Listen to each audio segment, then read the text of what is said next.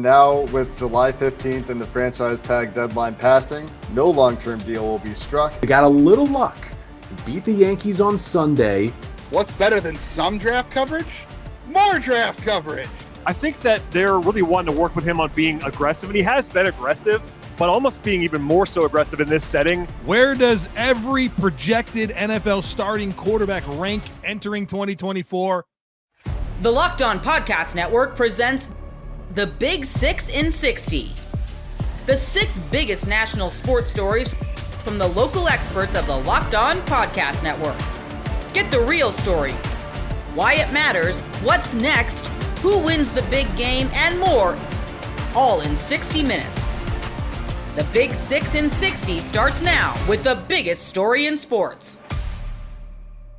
And the Orioles hit the All-Star break in first place. You are Locked On Orioles, your daily Baltimore Orioles podcast. So the Orioles dropped the series against the Yankees this weekend, but hey, if you're going to lose a weekend series, the best game to win is generally Sunday, especially heading into the All-Star break, so you get a little bit of positive momentum to end the series. And it was not a good weekend of baseball. The Orioles had to snap a 5-game losing streak with the win on Sunday. They played terrible baseball against the Cubs. They looked a little better, but generally not good in the first 2 games of this series either. And it felt like it was almost going to be the gut punch of the season after the top of the 9th Sunday, but they found a way to walk it off, win it 6-5 on Sunday, snap the losing streak, and the Orioles hit the All-Star break in first place, 58-38 on the season with a 1-game lead over the Yankees, and more importantly, are still leading the season series. That's the big thing here, leading the Yankees 6-4 in the season series, which is 3 games remaining in the Bronx in late September. And remember, with the new rules, if you finish tied with another team in the standings, there is no longer a game 163. It goes to head-to-head record. So all the Orioles would need to do is win 1 of 3 in New York later this season. And if they do finish tied with the Yanks, they would win the division. So this win could come up huge. So let's start with Sunday. Orioles 6, Yankees 5, the final score in the final game of this series. The most recent thing we just saw, a little 11:30 a.m. Roku channel start to end this series before the All-Star break, and continue on with the weekend set of this podcast, give you what went right, what went wrong, and a shout out from all 3 games this weekend. So let's start with the Sunday win. What went right? Well, it was the Orioles pitching in the first 8 innings. Now, as this team has struggled over the past week, the big talking point has been the offense. They have been just dreadful with runners in scoring position.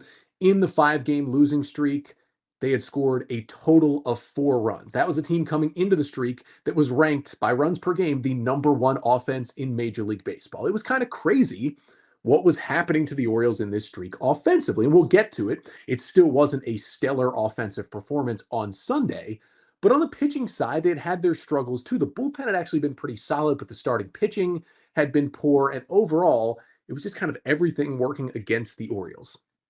Not the case for the first 8 on Sunday. Dean Kramer got the start, his 3rd coming off the injured list from that tricep injury. He had 1 good one, 1 bad one, and I think he just bounced back and did what he needed to do in this game for the O's. Goes 4 2/3 innings, allowing 2 runs on 4 hits, 4 Ks, 2 walks, and a homer, 83 pitches, 5 hard hit balls by the Yankees lineup. And listen, this was a game where the Orioles bullpen was, for a team that had lost 5 in a row, not super taxed. Like, their high leverage guys were very ready to go. And you have the All-Star break coming up. It's a game before you get 4 consecutive off days. So you can really empty your bullpen in this game if you need to try and get a win. And the Orioles desperately needed a win in this game. So you're Dean Kramer, you're kind of coming and saying, look, I need maybe max 5 good innings of keeping my team in the game. He almost got there. Ended up walking Aaron Judge on a 3-2 pitch, which, not a bad thing. Orioles got the next out to get out of the 5th inning, but he was just solid. That's what he was. Once again, he didn't have his great splitter, but he did throw a nasty one to strike out Juan Soto, and it was okay. In general, he did what he was asked to do in this game and looked like a guy who can be a good number 5 starter for the Orioles, which is what, if Kramer looks like, you're happy with his performance. And then Brandon Hyde went to the bullpen and kind of mixed and matched perfectly there for a while. Went to Jacob Webb in the 5th, got a huge out to get them out of a jam and keep the game tied at 2. Webb gave them 3 outs. Cionel Perez gave them 3 outs scoreless. Yennier Cano hadn't pitched in forever. He gave the Orioles 4 big outs, including he induced a big-time double play in the 8th inning to keep the Orioles up 3-2. Like, everybody was looking good out of that bullpen. And although the Orioles offense wasn't doing a lot, they at least were holding that 3-2 lead, which was huge for the O's. That was until the 9th inning. What went wrong in this game? Craig Kimbrell in the top of the 9th. Now, to be fair to Kimbrell, he had not pitched in a week. Last Sunday in Oakland, the last time the Orioles won, Kimbrell closed out the save for a 6-3 win in the bottom of the 9th. That was the last time he had thrown. Not even that. He hadn't even warmed up in any of the games during the 5-game losing streak. That is a lot of rust for a high leverage reliever to go a week without pitching. So sometimes guys can be a little rusty, and that is what we saw early in the outing. Now, you could argue he got squeezed a little bit against the leadoff batter in the 9th, Trent Grisham, with the 3-2 lead, ended up walking him, then was a little more erratic, and he walked Oswaldo Cabrera, and that's the 8 and 9 hitters in the Yankee order. And that's not just any order. It's the Yankee order that has really been struggling in the bottom half. And if Kimbrell, what he had to do was go 1-2-3 to avoid facing Soto or Judge, and he's got 8-9-1 due up, which is not a tough part of the Yankee order. Instead, he goes walk, and then a fastball down to Ben Rice, and he clobbers it into the seats for a go-ahead 3-run homer. Without even recording an out, it's 5-3 Yankees. And just looking at that outing, listen, I still trust Craig Kimbrell in this role. He had gone 22 consecutive outings. In his last 22 outings, he had only allowed 1 earned run total, and it only allowed 1 total extra base hit. Well, he gave up 3 runs for the first time all year and did give up an extra base hit, the 3-run shot to Ben Rice. And of course, it was funny. He gives up the 3-run homer, and then he ends up getting Soto and Judge out after that. So everybody we were worried about is the guys we shouldn't have been worried about, apparently. You just can't walk the 8 and 9 hitter in this Yankee order in any scenario, especially in the 9th inning when you're holding a 1-run lead. It's going to lead to bad things. And that is what happened. And again, I still trust Kimbrell in this role. He's shown enough of a sample size this year that he has been a really good closer. And it's quite frankly an all-star snub with what he's done here in the first half of the season. But that was rough. That was really, really rough. And that felt like when that home run went out off the bat of Ben Rice, I've been fairly positive throughout the losing streak. The O's have gone through streaks like this before. Heck, they had a separate 5-game losing streak earlier in the season, and they turned it around and just went into a winning mode right after it and got right back on track. And I figured they'd do that. But the offense was still sputtering, and I was just like, you know what? Sometimes when you have a losing streak and your offense is struggling, you just need your pitching staff to shove, and you need to win like a 2-1 game, or in this scenario, a 3-2 game, just to reset yourself. And especially going into the All-Star break, you're like, this is a perfect time to reset. And instead, you hit that 3-run homer, and you're like, this is going to be a 6-game losing streak. They're going to fall into second place into the All-Star break, and things are going to be really bad. But that's not what happened. And the shout-out for Sunday's game goes to the Yankees defense. Now, we do have to shout out the O's offense for showing the most life they've shown in this losing streak. They started a rally in the 9th inning. Shout out to Kyle Stowers, who was recalled this weekend after Heston Kjerstad went on the 7-day concussion IL. We'll talk about that. That was his first appearance since coming back, was leading off the 9th inning, and he singles off Clay Holmes. That was big. Then after a Cowser ground out, Ryan O'Hearn, as a pinch hitter, draws a walk. Gunnar Henderson strikes out on a pitch that looked out of the strike zone, but he's called out for strike 3. Adley draws a walk, and you've got the bases loaded and 2 outs, trailing 5-3, bottom 9, against Clay Holmes, who has had his struggles and is yet somehow an all-star, and Craig Kimbrell isn't. And you're just like, okay, you've given yourself a chance, and that's all you can ask for. Ryan Mountcastle at the plate hasn't been having the best time lately, but still one of the better hitters on this team. And Mountcastle hits an 0-2 grounder right to Anthony Volpe. Gold Glove winning shortstop, can go to any base with him loaded. You're like, that's the final out, game over, we're swept. And then Anthony Volpe just completely forgot how to play shortstop. Bobbled it twice, tried to flip it to second, not in time. All of a sudden, run scores and it's 5-4. And you're like, oh, of course the break we got still didn't tie the game, just gave us 1 extra run. And the spot due up in the order was Anthony Santander's spot, but because Santander had tripled in the 8th, the Orioles had rightfully pinch run with Cedric Mullins. Unfortunately, he didn't score. And then you leave Cedric Mullins in defensively, which makes your defense better in the outfield, holding a 1-run lead in the top of the 9th. Those were all the right decisions. But it's the struggling Mullins coming up instead of, one of the Orioles' hotter hitters in Anthony Santander. Just like, of course. And Mullins hits a fly ball to left field. Struck it fairly well. Wasn't any kind of lazy fly ball. It had a little bit of juice on it. Had an exit velocity 93.2 miles an hour. Like, not a hard hit ball, but still firm-ish contact. And all of a sudden, Alex Verdugo comes in, and then he goes back. And I guess he's been hanging out with Juan Soto a lot. He does the Soto shuffle in left field, falls to the ground, the ball falls to the ground, and a walk-off double for Cedric Mullins. I could not believe what I was watching. It was unfortunate that this was the national game and we didn't get a Kevin Brown call of this moment. It was cool that Ben McDonald was still on the broadcast, but what a break for the O's. Again, it went from the gut punch, just worst loss of the year, it seemed like, after the Rice homer in the top of the ninth to, I mean, McDonald said this on the broadcast, maybe the win of the year with that rally against Clay Holmes in the ninth inning. And it could be huge, as I mentioned, with the tiebreaker and with this division race and with the Orioles snapping the streak and going into the All-Star break with the AL East lead. This could change a lot of things. That was the Orioles' worst stretch of baseball they've played since 2021, since they were still in the rebuild. That is what this week was. And that win on Sunday, heading into the break, might have turned it all around. What a huge, huge moment that is. And we can thank Anthony Volpe and Alex Verdugo for forgetting how to play defense on a Major League Baseball field.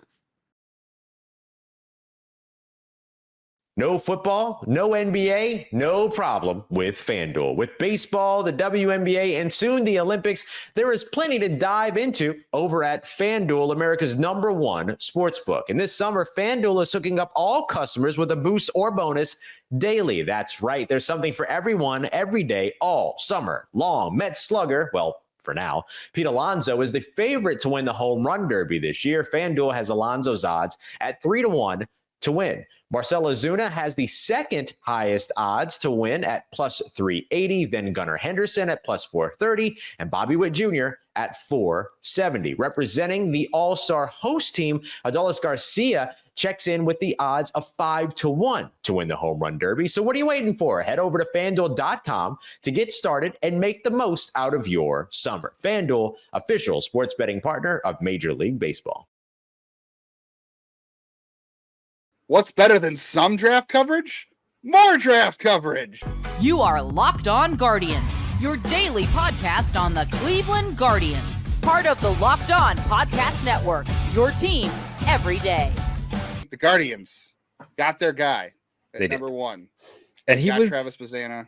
They tried to throw us off. Everybody was trying to throw us off at the end. And we were pretty sure that, was it a half hour before, 15 minutes before we found out? Like, we were starting to hear, like, it's Bazzana and he's taken under and he's going 1. And that, and I broke I the can't news. tell you what a great moment that was. You did, yeah. I was the first one to it. I got it and was able to run with it.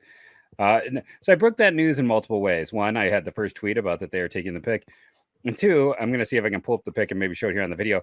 Back on December 5th, after they won the lottery, I said, Bazzana is everything Cleveland wants since you are on the clock. Like, I called it then. And you can even go back to August of that year where I put out a tweet saying that Bazzana is 100% their guy if they can get him. So we've been on top of this. We have it covered. This is where I'm going to, do the shoulder padding that some people don't like. But you and I have explained so many times why. But we've also been saying this is likely since August and December. I mean, I've got nearly a whole year before this pick saying that Cleveland's going to be targeting Bazzana if they can, and they got him. And here's the other thing, the aspect of this, and there's my line, I say too much. Not only did Cleveland get their guy, Bazzana went where he wanted to go. This is a player who lives, eats, and breathes baseball, wants to be at the cutting edge of all baseball knowledge, and he wanted to go to the Guardians because this is one of the most analytically front-facing organizations. They are one of the most advanced in terms of, they were one of the first ones that did like a computer system back in the day. They have been so forward facing and advanced that he wanted to come to Cleveland. His statements, his words. I'm curious to see what his signing bonus is. We got a lot of questions about that. I think it's going to be cheaper than I expected because it sounds like in the end, he took less to come here. So not only did Travis Bazzana was Cleveland's guy, but this is where he wanted to be. He wanted to be in Cleveland, which is one of the reasons I love Jose. Like, you want guys who want to be here. Like, we always hear about guys who maybe want the bigger market, like Francisco Lindor, right? He wanted to go to New York. This is a guy who wants to be in Cleveland, and I think that should bring some value as well. Yeah, he likes what Cleveland's about. They fit. I mean, they were just made, like you kept saying this, Jeff. He was made in a lab for Cleveland. Like, he is an absolute gamer. Like you said, he eats, sleeps, and drinks and breathes baseball. he takes himself seriously and he wants to win.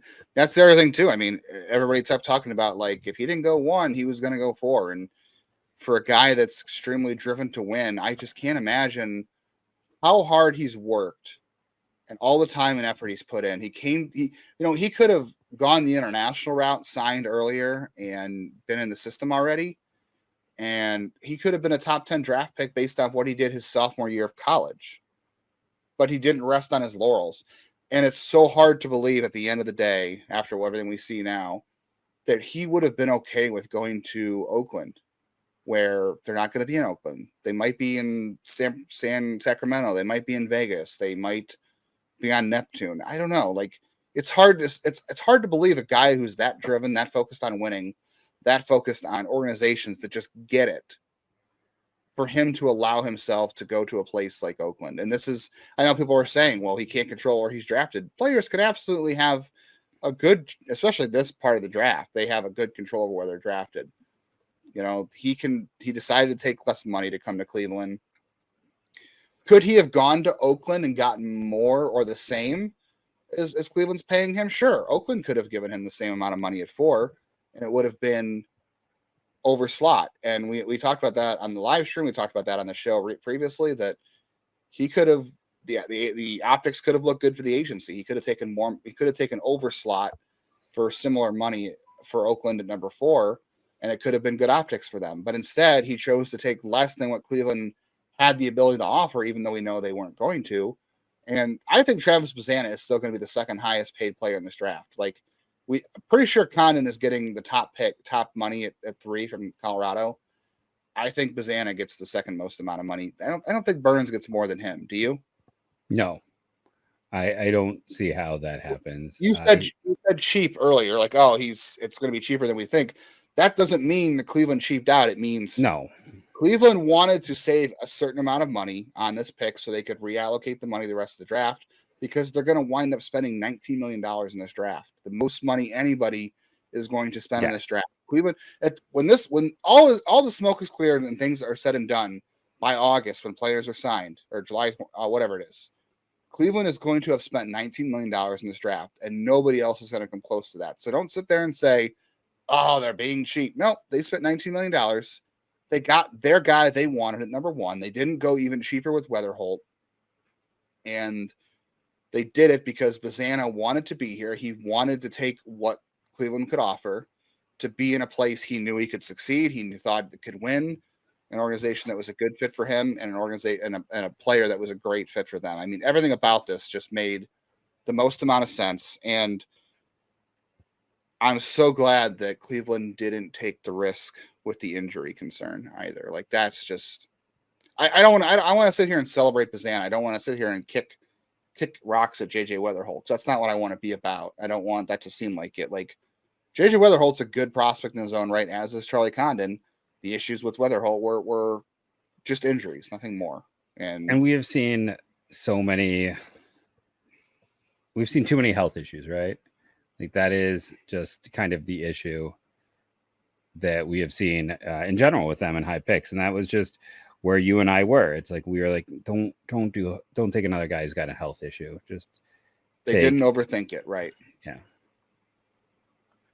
Yeah. That was the big thing. They didn't overthink this night. I mean, the impact here is so awesome too, because on so many different levels, you have marketability. This guy is a marketable player. Cleveland absolutely needs that. We love Jose Ramirez, and in Cleveland, we know everything. We know Jose Ramirez is what makes this team go. But it's funny to say that a prospect, a minor leaguer, is probably going to be their most marketable player now. Like, Travis Bazzana, instantly, he's number 1 prospect. I don't think he's going to spend a ton of time in the minors. We'll get on that in a second. But this is a guy who's going to have international flair, like other Australia. I don't know what kind of hotbed baseball is in Australia. I guess we should ask somebody who might be an expert on that. I know some people, or at least I follow some people on Twitter that know that. But it's an international interest story. He was the number 1 pick in the draft, so there's going to be interest in that overall. And he's a good player, and he's a great interview. And I think he is just such a marketable talent that he is going to wind up driving so much interest for Cleveland. Like, unfortunately for Jose Ramirez, and I don't knock him for this at all. He doesn't want to really speak English publicly because it's not his first language, and he doesn't want to say the wrong thing, which all players go through. I totally understand that. And if you're not on board with that, you don't get it. But that's why Lindor was always bigger than Jose here, because of the English speaking thing. I think Bazzana is going to be the face of the franchise at some point. Like, this is an impact pick. This is a guy that is franchise changing. I don't say that lightly. I think he is a franchise changing player. He's driven. He's already talented. He's close to big league ready, and he wants that attention. I'm not saying he wants to be a guy that goes to the bigger market. He's comfortable being that guy in Cleveland. That's where he wanted to be. Don't worry about the long-term stuff later, right? Right now, worry about this guy wanted to be here. He's really, really dang good, and he's going to be a lot of fun. And Cleveland didn't screw around. They got their guy. Yeah. We'll probably have to spend a little more time on him, honestly, in the few more segments, just to get into There's a lot to say. The why. And, he's just, you and I were number one. And before we go to break, I want to just say one other thing. While the media consensus was, I don't know, about 60-40. No, it went to 60-40. Yeah. I'd say like Condon 1, Bazzana 2. Talking to scouts, talking to people in the industry, the non-forward facing, the non-media, the consensus on the top player was very different than what we saw in the media. It was not what was reported everywhere else. I didn't talk to one person related to a team. Not to say there weren't. I'm sure there were, but the people I talked with all had Bazzana 1. Now, with July 15th and the franchise tag deadline passing, no long-term deal will be struck. You are Locked On Bengals, your daily Cincinnati Bengals podcast. Part of the Locked On Podcast Network, your team every day. The offseason is roughly coming to a close with the franchise deadline passing. Technically, there's still a little bit of time before training camp officially kicks off the preseason portion of our programming for 2024, with veterans reporting and rookies reporting next week for the Bengals. But as a franchise deadline for a long-term extension for Tee Higgins is passing shortly, as expected, it has been reported that Tee Higgins will not get a long-term deal done with the Cincinnati Bengals. No deal not coming. And we knew this. I'll even go as far as to say T knew this months and months ago. I mean, 4 months ago. But there was always, I think a little hope, at least, not always, but going into the offseason. And then the receiver market just exploded, Jake, to another level. And I think it made it so where there would never be, even if there was a 1% chance in March that they find common ground, that they would never find common ground this offseason. And that's why I think T's been prepared to play on the tag for months. It's part of why at least he signed it last month, signed the franchise tender. And that not only surprised us, I think that surprised people in the building. And so the good news is I think he has the right mindset going into this season. At the same time, it sucks because it feels like a breakup is inevitable. And we've seen this with Jesse Bates is I think the most reasonable comp, because he's drafted, former second rounder, developed into one of the best safeties in the league. And with T, it's like receivers, everyone thinks receivers grow on trees, but T does not. A 6'4", 215-pound guy that runs like he doesn't, he's hard to find. And so it stinks because this is, in all likelihood, his last year in Cincinnati. Can't rule out entirely that there will be a second franchise tag placed on Tee Higgins. I know that's not something that Tee Higgins or his agent would like to hear, but I don't think that at this point we can rule that out entirely. Ian Rappaport's tweet about this, because you have to at least, I guess, report on it when it happens, even though the report is very, very brief and something that people who have been following this news for a long time have seen for a long time coming. Everyone listening to the show, like you said, James, has known that this was coming for a very long time, even though I think there were, to talk about holding out hope, I think there were some Bengals fans even holding out slim hopes that maybe something was happening behind the scenes, despite every indication that these sides had not come together to negotiate for quite some time. But in Rappaport's tweet, he even said he's going to play out the year on the franchise tag and be one of the biggest free agents next year. And my initial thought when I saw that was like, not so fast, my friend. He may be one of the biggest free agents to hit the market next year. But as we've discussed on this show, I think there is still the chance. And even if it's not a likely outcome, I don't think it's a dismissible outcome that Tee Higgins gets the second consecutive franchise tag. Yeah, I agree. I mean, there's certainly a path to that. Heck, there's a path to where it works out. But I was thinking about this because in a perfect world, Tee Higgins would be here for like the next 3 to 4 years, right? He just would. The extension would happen. The receiver market would fit to where they could keep Joe, Jamar, and T. T would have 1,300 yards this year and be one of the best receivers in the league. And you just keep rolling. The window, and we should keep this in mind as some of these draft picks get older, and hopefully they find the next Tee Higgins at whatever position in some of these drafts, and their young guys emerge. Cam Taylor-Britt, maybe, if he has a great year this year, is the example. But last year was the year. Last offseason was the offseason that, to me, looking back, T and his camp should have had more urgency, and the Bengals should have had more urgency to get something done. There's a lot of second-round receivers, non-first-round receivers that have agreed to 3-year contracts. I think it would have made a ton of sense for everybody, and it didn't happen. And so now T's got to risk it and play on the franchise tag, doesn't have control next year, and may be tagged again. There's a possibility of that at least. And the Bengals obviously don't have Tee Higgins under what would have ended up being a much more reasonable salary with the wide receiver boom. So last offseason, when I think about this saga, I don't really blame either side this year for not getting something done.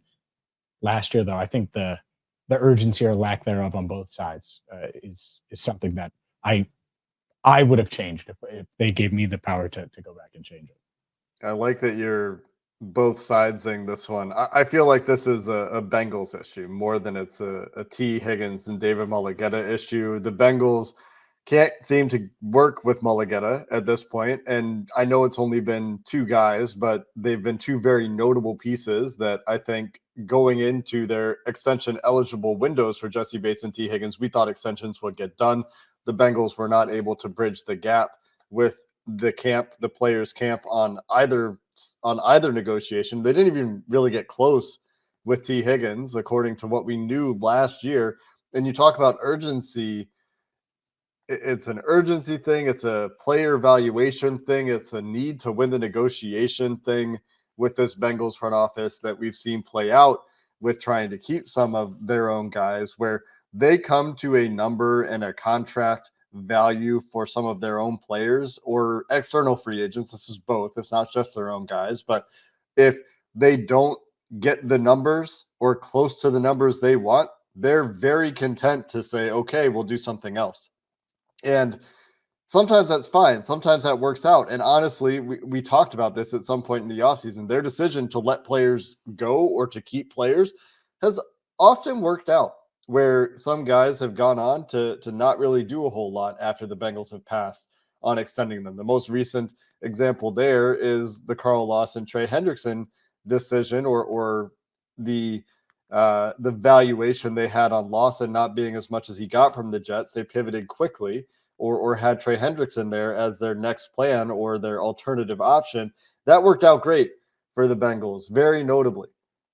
And that could happen with Tee Higgins as well. I would say that the early returns are not positive for Jesse Bates, but in terms of reviewing the offseason and some of the takeaways, the one thing, or not the one thing, but one thing certainly that the Bengals have not yet modernized is getting first to market, doing things that the Eagles are doing in terms of being proactive with cap management and with getting ahead of everyone else on extensions, something that I think benefits the Eagles and could benefit the Bengals just from a management perspective.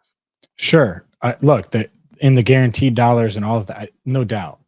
Like you're just going to have to start swimming in those waters more. I think it's going to be hard not to with a lot of these young, talented players, assuming you continue to draft well and develop and all of those things. Mm-hmm. I will say, like, it's an educated statement. I'll say that. I'm not reporting it. But I do think that there should have been more urgency last year from Mulligetta. And the reason and he did this with Jesse too, and it worked out with Jesse because Jesse didn't get hurt. But you put your players at risk when you don't get deals done. And I don't think there was much negotiation last year. And that's been put out like it's just on the Bengals, and I don't think it is. Now, should you offer T, and I'm making up a number here, $15 million guaranteed on a 4-year deal, making up a number that is not reported? No, that's stupid. That's dumb. That will never get a deal done, right? Ever, never, ever. But, or 20 million or whatever, bad guarantees. It's not going to work. But I also think that Mulugeta is very, very comfortable with his guys playing on 1 year non-guaranteed long-term deals. And that's tough because you're trying to get the guaranteed money. I get it. But I like the 3 or 4 year deal. And so now he's going to have to go out there and show it. And if so, he'll get the deal. But you mentioned it, whether it's here or somewhere else, or maybe he'll get tagged again, like you mentioned. Game Time makes getting to the ballpark even faster and easier. Prices on the Game Time app actually go down the closer it gets to the first pitch. With killer last-minute deals, all-in prices, and their best price guarantee, Game Time takes the guesswork out of buying tickets. They're obsessed with finding ways to help you save money on your tickets. Game Time has deals on tickets right up to the start of the event and even up to an hour after it starts. It's the place to find last-minute seats. Find exclusive flash deals and sponsor deals on tickets for football, basketball, baseball, concerts, comedy, theater, and more. And with the Game Time guarantee, it means you'll always get the best price. If you find tickets in the same section and row for less, Game Time will credit you 110% of the difference. Take the guesswork out of buying tickets with Game Time. Download the free app today, and new users can get $20 off of their first purchase with promo code LOCKED ON. Terms apply. That's code LOCKEDON for $20 off your first purchase with Game Time. Download the Game Time app today. Last minute tickets, lowest price guaranteed. I think that they're really wanting to work with him on being aggressive, and he has been aggressive, but almost being even more so aggressive in this setting. You are Locked On NBA, your daily NBA podcast. The number 1 overall pick in the draft, Zachary Risachet. Give me your early impression seeing him play in person for the first time. Yeah, I think he's been as advertised, I would say, through 2 games. Not the most flashy, one-on-one score type that you might associate with that number 1 overall pick, but he makes the right plays, that kind of stuff. And honestly, he's really tall. Not that's surprising, but he's a legitimate 6'10" in shoes, and that is stands out to me when you just kind of stand next to him, talk to him, etc. So he's been really effective so far in the little ways. It won't pop to a casual observer necessarily, but I think he's doing what they want him to do and playing within the system, which isn't always the most summer league thing in the world, but it's the Hawks are pretty happy. I think he looks pretty good. Yeah, it's tough. There are some players that are almost built to thrive in a summer league environment, and then there are others that maybe it's not the right context for it to really garner an appreciation for what they can bring to a basketball club. What's been kind of the most impressive thing about his game so far to you? Yeah, your point there is a good one. Actually, the Hawks are playing without their planned point guard, Kobe Buffkin, their first-round pick from a year ago, got hurt this last week, and that's been a little bit tough on Risachet, I think. He's kind of had to be a little bit more of a creator. But the most impressive thing to me is the way he moves off the ball, which isn't, again, not one of those summer league things that you would imagine, but he really is instinctive about where to be in a way that you don't always see with 19-year-olds, guys who just want to have the ball and cook on the ball as ball handlers and trying to do crazy moves, and he just does he plays within the system. It's he's been playing in Europe, and he's playing that same way now. He was playing on a high level club in Europe, and he's kind of just fitting in that way, which again is probably won't pop for everybody, but something that I definitely appreciate watching him up close. Now, his second game here against the San Antonio Spurs, maybe not the best showing. You look at the numbers: 4 of 12 shooting, only 1 of 7 from downtown. Why the struggle specifically in this game? Yeah, I think he was better in the opener, but part of it was that where he was getting the ball in this game was not setting him up for success, I don't think. At the same time, that is the one concern, always probably the biggest concern as far as him at number 1 overall is can he create his own offense, which he can be a productive and effective player without being able to do that. But when you're number 1 overall pick, this, people are going to expect you to be a high volume, high usage player. And that's my one question about him is can he do that? And tonight he kind of had a little bit more of that. Look, 1 of 7 from 3. Sometimes the ball is not going to fall in. That's not a huge concern for me. The shooting is something that I buy, but in this sample size, it was kind of obvious a few times where it's one-on-one, can he be? We talked about the context of summer league and how this might not be the right area for certain players to thrive. But when you look at just his production so far, what more would you like to see out of him as summer league continues? I think that they're really wanting to work with him on being aggressive, and he has been aggressive, but almost being even more so aggressive in this setting, letting it fly as a shooter. The passing's actually popped pretty well. He had a couple of really nice highlight passes in both games, but I think just kind of hunting his own shot a little bit more, which isn't, I don't think is not the most natural thing for him, which I appreciate, honestly, but the Hawks are almost like, hey, go out there and be more assertive, be more aggressive. That's what I'm looking for the most part. And then defensively, just, being physical. They've talked about already, he's got to get stronger. That's not a huge mystery. He's very skinny right now, but just being physical, being assertive defensively as well, kind of just like bowing up and using his size, because when he has used his length, he's been effective. We'll duck in screens, little post-ups to get smaller players. He can kind of do that, but do that more often and use your size.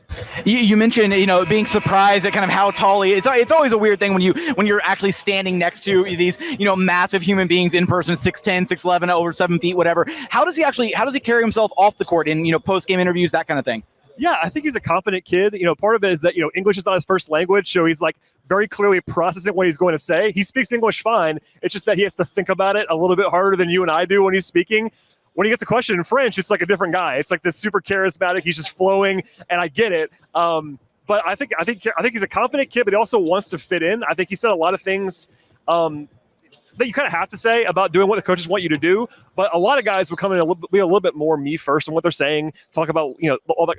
It's not a criticism of anybody. It's just that he's very, I will do whatever they ask me to do kind of thing. And I think he actually means it, which is not always the case for those top guys who want to be the guy. I think he wants to be the guy too, but I think he really does. I think he's kind of used to fitting in the way he's been playing in Europe, the way he's come up, and that kind of, I think it pretty much shows when you watch him play, and also what he's saying off the court. Last thing I got for you here, Brad. Who else on this Atlanta Hawks Summer League squad has kind of stood out through a couple games and has a chance to either stay and make the roster in Atlanta, or if not, potentially make a roster elsewhere in the association? Yeah, the best prospect other than Riche is Bufkin, who got hurt, unfortunately. But Mogay's on this team, the second-round pick from last year. Certainly a long-term bet. He's 6'11", super athletic, fly-around guy. He's been, I would say, aggressive, to put it in kind terms so far in Summer League. But some flashes there. And also, the Hawks like this guy a lot. Keaton Wallace, they actually just signed him to a two-way contract. But he'd been bouncing around before, 6'3", 6'4" combo guard type that they've liked quite a bit on defense in particular, because breaking news, the Hawks have pretty bad defense in the last couple of years. So adding you're telling what? Adding some help in that area, even if down the roster a little bit, is probably for the best. No football, no NBA, no problem with FanDuel. With baseball, the WNBA, and soon the Olympics, there is plenty to dive into over at FanDuel, America's #1 sportsbook. And this summer, FanDuel is hooking up all customers with a boost or bonus daily. That's right. There's something for everyone, every day, all summer long. Met slugger, well, for now, Pete Alonso is the favorite to win the home run derby this year. FanDuel has Alonso's odds at 3-1 to win. Marcell Ozuna has the second highest odds to win at plus 380, then Gunnar Henderson at plus 430, and Bobby Witt Jr. at 470. Representing the all-star host team, Adolis Garcia checks in with the odds of 5-1 to win the home run derby. So what are you waiting for? Head over to FanDuel.com to get started and make the most out of your summer. FanDuel, official sports betting partner of Major League Baseball. Where does every projected NFL starting quarterback rank entering 2024? You are Locked On NFL Scouting with the Draft Dudes. I think the easiest part of the conversation is like what you already mentioned. It's the top, like Patrick Mahomes. Congratulations. You're the best quarterback in the NFL. You get a special amount of points that are only for you. So that's easy. Everybody knows he's amazing. Then we have three quarterbacks in the bucket of players that gets 10 points, right? So Pat Mahomes gets 11. The next three players get 10. And those players for us are Josh Allen, Joe Burrow, and Matthew Stafford. Stafford's the one that's going to surprise him. That's the interesting one. Yeah. I don't think Allen, Burrow, awesome, good players. Stafford's the interesting one. And I'm not necessarily sure he should be. Now, you had him at 3. I had him at 5. Yep.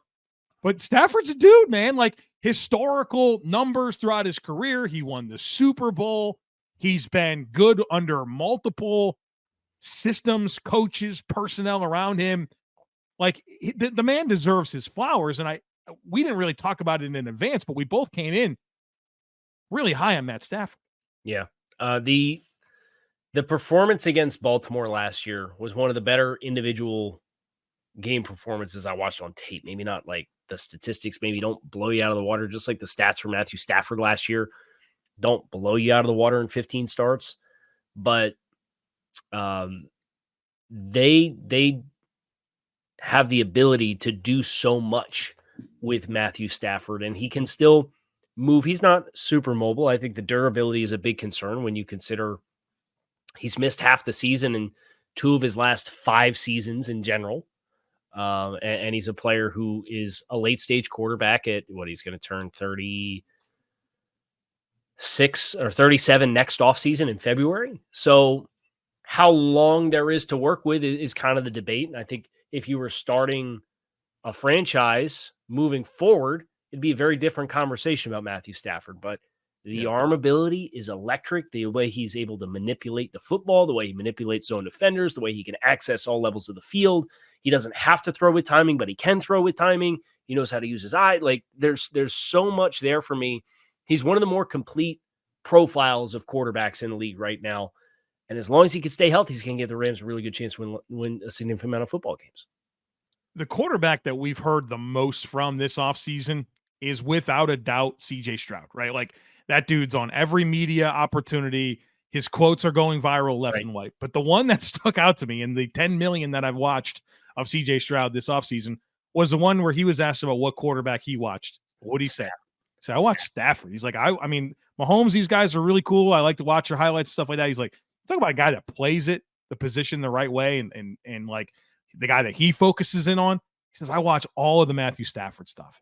And that is what it is. That's what CJ Stroud said. But I found that to be pretty interesting and pretty closely aligned with the player that I've come to appreciate in over a very long time of watching Matthew Stafford. Yeah. And isn't it incredible to now 15 years in for Matthew Stafford to reflect at how he's viewed now and then think about how he was viewed like late stage Detroit, like 4 or 5 years ago. Matthew Stafford and the 74-90 record and can't get over the hump and this and that. And it really is a testament to, as important as a quarterback is, it's the full product that allows you to have the cumulative success that every fan hopes their team has. I think it is also worth acknowledging as we get into the deeper portions of this. We had 8 of the 10 quarterbacks in the top 10 we had as consensus top 10 quarterbacks, or is it 7? It was Mahomes, Allen, Burrow, Stafford, Jackson, Prescott, Herbert, Jared Goff. I'm not a math guy. 8 out of 10. 8 out of 10. Yeah. As consensus top 10, just what order they happen to stack. And none of those in the top 10 that were consensus were more than 2 rankings above or below each other for our respective lists that we did blind before we came in and took the average of them. The quarterbacks that are getting 9 points each: Lamar Jackson, Dak Prescott, Justin Herbert. So this is the next bucket that we have after the Allen, Burrow, Stafford bucket, which of course follows the Mahomes bucket. These are top tier quarterbacks. Like we're still talking about really, really outstanding players. And we both had them fairly close, like you mentioned there, all within 2 spots of each other on our own individual ballots. Is there anything interesting to you that stands out about this little bucket here? I think the Lamar, you do have a little bit of a sub tier where we clearly coveted Lamar and Dak a little higher than Justin, but Justin's average kind of parks him as in this same bucket. Lamar and Dak were 4th and 6th respectively for each one of us, just flip-flopped on each other's lists. Feels like we've kind of exhausted the Dak Prescott conversation to some degree for his evolution as a player. Lamar, you're obviously excited about what another year in that system looks like. I think his individual dynamics as a player will be important for an offensive line that has 3 new starters this year between right tackle with Rosengarten, and both of the guard spots are going to be new both. this year too. So I think Lamar's in a unique situation to maybe mitigate some of that with what he does as a player. I think there's more pressure on Dak, especially with him looking to get another contract. If that doesn't get done before the season, I think that'll be an interesting one to watch. But I think there is a little bit of a sub tier there, respectively. You know, we both had Herbert, who's our 7th ranked quarterback on this list, just based off of in the 5 to 7 tier. You had him 7th and I had him 9th. The next tier is the most fascinating one. This is where we had the 2 biggest discrepancies towards the top. All of these players are getting 8 points. Kirk Cousins, Jared Goff, Jordan Love, Jalen Hurts. And the 2 big discrepancies here are Jordan Love, who you had at 7 and I had at 14, and Jalen Hurts, who you had at 13 and I had at 8. Mm-hmm. So let's talk about Love first here, who, I mean, it's a pretty big difference, 14 and 7. I'd like to say what I have to say here first. Go ahead. Because I love Jordan Love. I love him. He's one of the most exciting young quarterbacks in the NFL. Would be high on my list of guys to start a franchise with. For me, it's just about the sample size. Just let's see the sample size expand. So I'm going to agree with whatever led you to put him at 7. I agree with you. Trust me. For me, it's just I just want to see more sample size. I think that's fair. I just can't see it. You know, Matt LaFleur, young group of skill players that's really, really deep. The physical talent is there. I wouldn't go as far as what Mike Tannenbaum said, I think, when we were on hiatus, and said he'd pay him a $600 million contract or whatever it was. But the tools are all just there. I liked Jordan Love a ton coming out. And then to see kind of the switch flip for him the way that it did down the stretch last season, I think maybe the way that it goes wrong is all of that positive momentum turns into flying a little bit too close to the sun and learning how to balance that aggressive play at times. But I'm just really, I think he's in a great situation. I think he's going to perform at a high level again this year. And I think the tools and the ceiling for what he is, in addition to what he wasn't down the stretch last year, was enough for me to say, I think he's going to be an upper echelon quarterback this year. Bill Belichick had a quote in the last couple of years that stands out to me about Love. Well, not necessarily about Love, but about quarterbacks. He said once players kind of enter, they show a certain level of play at some sustained level, like at the quarterback position, they're going to stick around, right? You don't see quarterbacks play like Love did down the stretch, and then all of a sudden, they can't play. Right. So that gives me a lot of hope, and I am not predicting a regression at all for Jordan Love.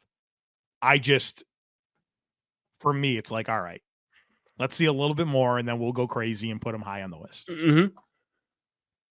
Jalen Hurts is the other piece of this, who I had who I had at 8, and you had at 13. Jalen Hurts, for all the conversations about him having a down season last year, career high in passing yards, career high in touchdowns, I think the scheme failed him. I think he had a high school caliber offensive coordinator that didn't have any built-in checkdowns and hot reads. And of course he struggled under pressure because he had nowhere to go with the football. I am not quick to forget the player I watched in 2022, the player that we watched in the postseason and in the Super Bowl. And I have a level of confidence that with Kellen Moore back in the mix, with a more sound play caller and designer of scheme, that you're going to see a whole lot more 2022 Hurts than you did 23 Hurts down the stretch. I think that's probably a fair expectation too. I think the best things that Jalen Hurts does as a player really stems from what he can do as a dual threat player. I think you also saw him kind of get banged up mid-season last year, and I think that impacted him to some degree as well. I just want to see the continued growth as a passer, right? And the more that you can do, and I will acknowledge some of the limitations were probably a result of the scheme, but in the same way that you want to see Jordan Love give you a bigger sample size, I would like to see Jalen Hurts kind of showcase that this kind of box that they got put in offensively, I want to see him transcend that. And when he does, I think I'll probably be much more comfortable putting him back up into the air and stratosphere. And like, make no mistakes, I still like him. We have him as a cornerstone player. Yeah. And really, we kind of view the league as a whole as a top half and a bottom half, because we have 16 quarterbacks that were graded as cornerstones or quality starters, and the other half of the league is not. And Jalen Hurts in that conversation, I think a lot of this is splitting a lot of hairs, and that's why we do it with the tiers, right? Because if you took a guy at 8 and it's Kirk Cousins, who's in the 8-point tier, and you told me that he should be behind somebody who's in the 7-point tier, you're going to have a legitimate argument for why, right? Like, Right. it is that close. So that's why we try to do the scoring this way, where you really only start to feel the separation after you get a few tiers apart from each other. And where I had Hurts and where you had Hurts, it's kind of that example of, I'd have had him in the 7-point tier, you'd had him in the 8-point bucket. There's that argument. We take the average and the consensus of it, and he ends up in the 8-point bucket as the last one who qualifies for that bucket. I think one of the cases against Jalen Hurts is like, dude, you got an AJ Brown and Devonta Smith and a great offensive line and Dallas Goedert. Like, you got the stuff, man. You got the stuff. Mm-hmm. And I think that's what we see some simple schemes that have a lot of success because they just have the talent, right? Right. And if that's, and to your point, like, yeah, he did set career highs in passing touchdowns and passing yardage, but the efficiency of it wasn't there. And with him having as much as he did at his disposal, even if the scheme was bad, which it was, and even if he was banged up, he played. Mm-hmm. So I got to grade him on that.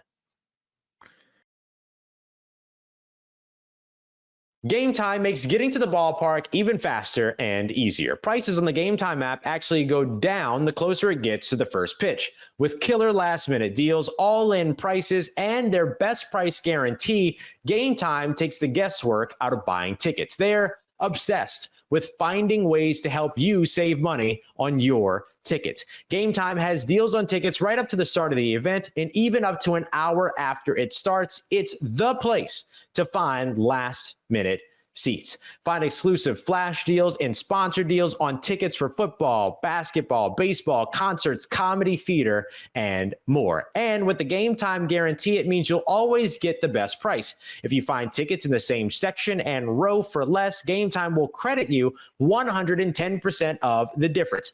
Take the guesswork out of buying tickets with Game Time. Download the free app today, and new users can get $20 off of their first purchase with promo code LOCKED ON. Terms apply. That's code LOCKEDON for $20 off your first purchase with Game Time. Download the Game Time app today. Last minute tickets, lowest price guaranteed. You are Locked On Ravens, your daily Baltimore Ravens podcast. Let's talk about Jacoby Jones. This was an absolute gut punch. The news started to trickle out pretty early on Sunday morning, and unconfirmed reports that Jacoby had passed away. And then by the time noon, 12:30 rolled around, it was official. And everybody, the team, multiple sources, the NFL, all had put out statements and posts. And it was surreal to kind of watch and see and kind of see it all unfold. I mean, I don't really have, I have a lot of words, but at the same time, I'm speechless. It's kind of one of those things where you can't believe it because Jacoby was such a big part of Baltimore, right? Even just take out the football part of this for now. Of course, we'll talk about it, but Jacoby embraced Baltimore. He came to Baltimore after his stint in Houston, where, he had received all sorts of threats from those fans after fumbling and having some issues there. And he came to Baltimore, he embraced the community, and the community embraced him. And you can really tell just based off of how his time here went, that he loved it. He loved the team, his teammates, the organization, but the city. It was the city. He was proud to have been and to have continued to be a part of the city, obviously going back to Calvert Hall to coach and being a part of multiple youth programs and figuring that out. It he found a passion after football that still involved football. And that to me speaks to who Jacoby Jones was. Now, there have been countless stories shared about Jacoby, and I want to read off a couple of them that really made an impact for me, just kind of going through and, remembering Jacoby, because obviously I have my own thoughts that I'm going to share, but I want to share these stories as well, because I think it's important to kind of remember just how amazing of a person Jacoby was. And first of all, Bo Smolka, who ended up putting out the statement that Jacoby had after he retired, or, he ended up going and having the whole thing, and what he said on the day he retired, he signed a 1-day deal so he could retire as a Raven, because, again, he wanted to be remembered as a Raven. And he said, quote, "The city of Baltimore accepted me. They took me, and I walk around here downtown, and people slam on their brakes and blow their horn. I'm like, what's up? It's love, and I love it. I appreciate it. Everything has come to an end, but at least it's here, and I thank you." The way that the city so quickly embraced him, his fun-loving personality, he lit up a room whenever he walked in. I mean, there are countless stories of Jacoby and just everything he did. And I unfortunately didn't have the pleasure of meeting him and being able to interact with him, but just, living through everybody else who was telling these stories and remembering him. It's incredible to see all of these people uniting and telling their stories. Jay O'Brien, who works with the Ravens, said that after the Ravens won the Super Bowl, Jacoby asked if he could edit him a highlight tape for a kids camp that summer. And when he finished up, he slammed a couple hundreds down on Jay's desk. And Jay said, I can't accept these. And Jacoby told him to donate it and tell God that it was from both of us. I mean, Jacoby was a selfless human, cared about the community, cared about the kids. And it's those types of people that make the world go round. And Baltimore, the NFL world, but the world lost an incredible, obviously football player, but an even better human.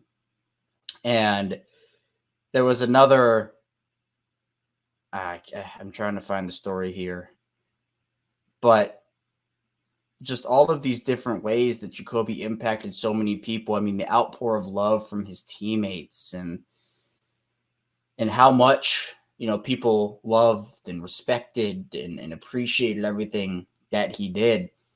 Ray Lewis, there's a story, and I remember hearing it years and years and years ago, but one of the big stories from the Super Bowl was when Jacoby had that big return at the start of the second half. Ray Lewis said that God told him to go touch Jacoby. So he went up to Jacoby, and Jacoby, he tells the story too, and I watched the video, but Jacoby's like, I'm in the zone, and Ray comes up to me and just like slaps my chest.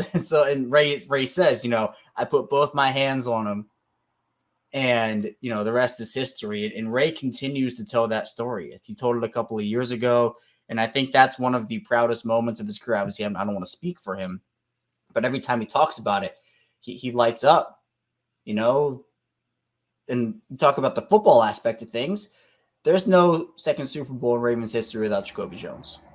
In my opinion, obviously that award goes to quarterbacks, and Joe certainly earned and deserved it. I'm not trying to take away from Joe Flacco's accomplishments, but if I didn't know anything and you told me everything that happened in that game and you said, yeah, Jacoby Jones won Super Bowl MVP, I would have said, yeah, that makes sense and he deserves it.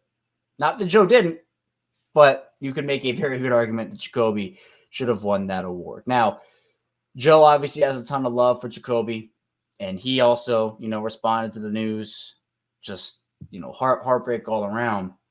But the Mile High Miracle, that second half touchdown at the beginning, at the end of the first half, that play where Flacco finds him deep on the run and he falls down, gets up, spins around, goes to the end zone. There is so many plays that Jacoby Jones had, the returns, the celebrations, him walking out during the draft and doing his dance. He loved to dance, dancing with the stars.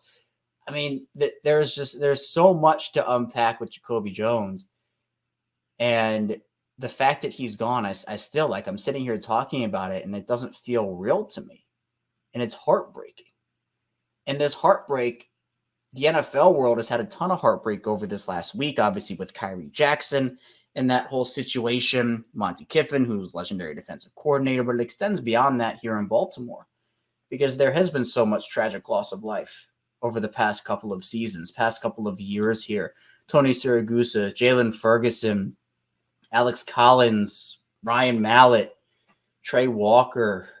I mean, in that list, Lorenzo Taliaferro, that list goes on and on and on. And it doesn't get any easier. You know, it hurts. And I know the city of Baltimore is hurting. The Ravens community is hurting. The football world is hurting, and the world is hurting right now. But obviously for Jacoby, it's important that we remember him in the way that he was, the positive ways, and being able to tell those stories and celebrate his life. Because every time that you hear about Jacoby, it's, well, he just provided this energy, or he always had a smile on his face, or he always wanted to do good in the community and give back. That's the type of guy that we lost here. And that's what makes it so hard, regardless of his football and what he did on the field, off of the field. It makes his story so much more remarkable. And it's tough. And it's something that, again, it's going to be hard to kind of put this in the rear view. It's still hard with some of the other guys, right? With Tony and Jalen and everybody I just mentioned right there. It's tough. But Jacoby will be remembered as a Raven forever, remembered as an upstanding member of the community, and be remembered as a Baltimore hero and a Baltimore legend. And that's how he should be remembered. He has earned that right. He earned that title. And everybody should be shouting it from the rooftops whenever Jacoby is mentioned or talked about, because, you know, the way that he carried himself and was able to make such an impact, that's inspirational, and it means something.